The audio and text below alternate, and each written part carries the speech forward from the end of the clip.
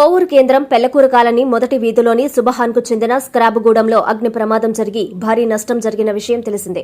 అదే గోడౌన్లో మరోసారి శనివారం రాత్రి మంటలు చెలరేగాయి. ఈ సమాచారం అందుకున్న అగ్నిమాపక సిబ్బంది హుటాహుటిన ఘటనా స్థలానికి చేరుకుని మంటలను అదుపు చేశారు. పెద్ద ఎత్తున మంటలు పొగలు వ్యాపించడంతో ఏం జరుగుతుందో తెలియక చుట్టుపక్కల కాలనీవాసులు మళ్లీ భయాందోళనకు గురై ఆ స్క్రాప్ గోడౌన్ చుట్టుపక్కల ఉన్న ఇళ్లను నీటితో వారి తడుపుకున్నారు. అధికారులు స్పందించి వెంటనే స్క్రాప్ గోడౌన్ మంటలను అగ్నిమాపక సిబ్బంది మంటలను అదుపు చేశారు. మరోసారి ఇలా జరగకుండా చర్యలు తీసుకోవాలని స్థానికులు కోరారు.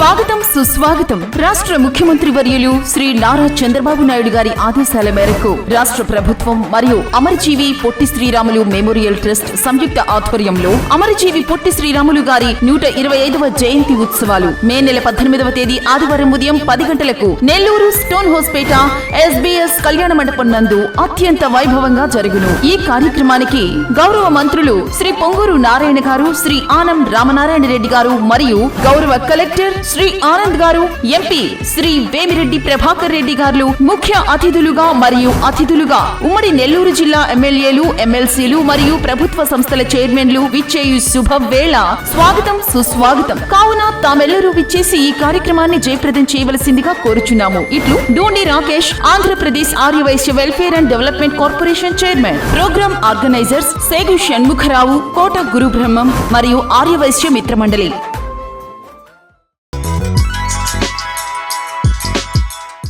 Hi Nilor, please subscribe to N3 TV.